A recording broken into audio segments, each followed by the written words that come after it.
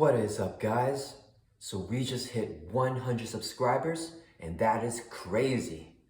This channel started just trying to prove Spider-Man can beat every villain on expert mode, and we suddenly have 100 subs. I am so appreciative to each and every one of you who watch my videos and always comment and support. I read every comment and every message, and today I want to thank the viewers and give them what they want. I've been hearing requests to play different heroes and different aspects, and that is on the way.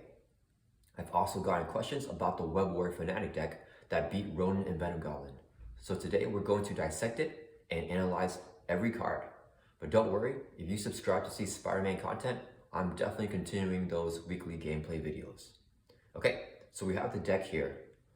This deck was inspired by Deckbuilding Gaming's Iron Man video against Ronin. He used the Justice aspect to build up the Iron Man suit, and when fully built, Iron Man was indestructible. I love control build type decks, so I thought, what could be the equivalent for Peter Parker? What set of cards, if all out on the table at once, would be indestructible? And I came up with this 10-card combo. Generally, we want to either build on a hero's strength or cover their weaknesses. This deck focuses on covering Spider-Man's weakness, a lack of thwarting and a lack of strong upgrades and supports. Unlike Iron Man, Peter does not have a suit built into his hero kit. He doesn't have element guns like Star-Lord or permanent resource generators like Captain America and his super soldier serums. Peter's strength is his survivability and strong defense, and although we don't improve on that at all with this deck build, we take advantage of it by using the breathing room it gives to build. Not all heroes have the luxury to pay for such expensive and low tempo cards like Avengers Mansion, because for the higher difficulties, if you spend a turn only playing this card, expert villains will stack on so much pressure that it's hard to bounce back. Peter doesn't care about that because he's still going to be drawing a card with Spider Sense. He can use backflip, or he can flip back over to just heal with Aunt May.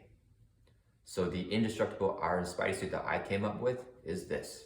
First, we have the triple beat cop engine that together removes 3 threat every turn. This is the core of the deck.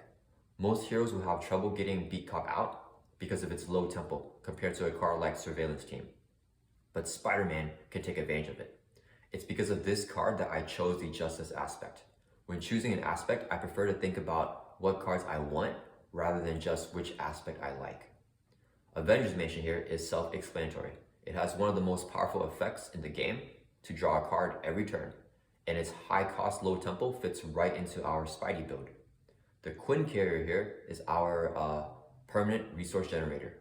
Ingenuity can be argued here, but I prefer the wild resource Quinn Carrier generates and the Avenger trait required compared to needing Genius for Ingenuity. Quinn Carrier isn't a high priority card to this build, and one thing I've noticed with this deck is that I never spend a full turn in Alter Ego. So if I flip down to Alter Ego, I'll always flip back over the next turn, and I'll spend at least some portion of every turn in hero form. Endurance is here to increase our max hit points to 13. Early game, it's a convenient way to basically heal by 3, because it increases the current hit points too. Late game, it lets us survive strong attacks because the higher difficulties can hit for 10 plus damage. Aunt May is to flip over and heal. Under Surveillance, which gives us the breathing room to flip over without threading out. And finally, we have the War of the Great Web and the Web of Life and Destiny combo that unlocks the true potential of the Web Warriors. I have 3 copies of the War of the Great Web here because this card gives us the Web Warrior trait, unlocks all the other Web Warrior cards, and allows us to play the Web of Life and Destiny here for free, which is very big for early game resource management. This to me makes this card important enough to have multiple copies of, and I've often discarded it from the caught off guard encounter card and could immediately play another one on the next turn. If you think 3 copies is too much, that's okay. It's definitely useless drawing extra copies late game, but it gives a little bit of a tempo boost early game. The core of this 10-card Iron Spidey suit has extremely low tempo, high cost, powerful cards that don't reap their benefits until future turns. And this works so well for a hero with high survivability and economy like Peter. Almost every other card in this deck are either resources or allies here. And why allies? Because they give us the versatility to thwart or attack. I'm not the biggest fan of events because I'm often stuck with thwarting events when I need to attack or stuck with attack events when I need to thwart. It's hard to always have exactly what you need, but allies are so versatile that they can do just that. Let's look at each ally. So Agent Coulson here is so good because he tutors Spycraft to your hand. At best, you have an encounter card cancel, which is so crucial when playing the higher difficulties, and at worst, you just use a Spycraft as a resource, which effectively makes Coulson a 2-cost ally with 2 thwart and 3 hit points, which is extremely high tempo and can cover a lot of early game thwarting before you get your beat cops out. Nick Fury, Moon Girl, and Ironheart. These are just 3 S-tier basic allies.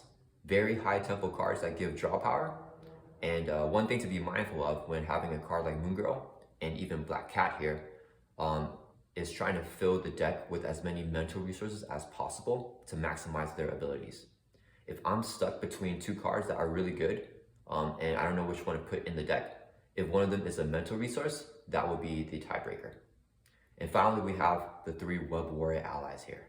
These are low tempo cards for Peter because he doesn't inherently have the Web-Warrior trait. So we need to set up here a bit before we start playing these 3 cards. That being said, these are extremely powerful when we can take advantage of their full abilities. But Victory here can remove as much as 5 threat from his scheme when he enters play. Lady Spider can remove as much as 4 threat per turn. And my favorite card, SPDR, constantly recurring herself, doing 1 attack and 2 thwart every turn, is so powerful. Finally, we have the only event added to this deck, One Way or Another. This card is self-explanatory, especially in true solo where threat on side schemes are lower. But a 0-cost card that draws 3 is insane. Not to mention, a lot of the hard scenarios have side schemes that you can manipulate to your advantage. One thing to always be mindful of when building a deck and actually using it is which cards are good early game and which cards are good late game. I'm always thinking about the balance of high tempo cards versus low tempo cards. The high tempo cards here help us survive the early game, and the low tempo cards are usually very powerful in order to maximize our final build. Another thing I try to avoid is putting in too much stun or confused cards. Statuses are very powerful in Marvel Champions, but it doesn't work against every villain because of Stalwart. And I want my deck to perform well against every villain. But this is just a personal preference, so if you do want to put in status cards, that is okay.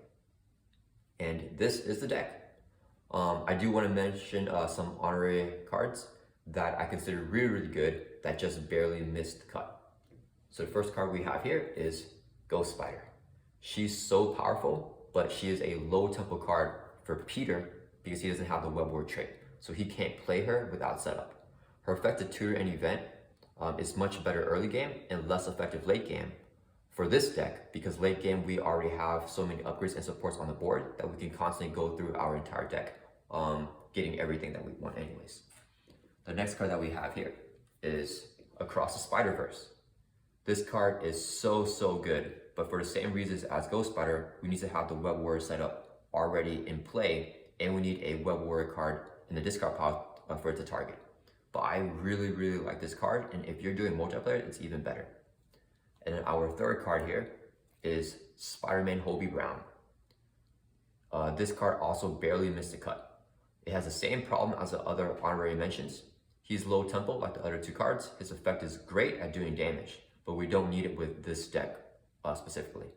And even though I'm criticizing these 3 cards, they are so good, and I really do want to include them, but our deck has no problem when we're fully built, so it's kind of overkill to put in more cards that make the deck stronger late game.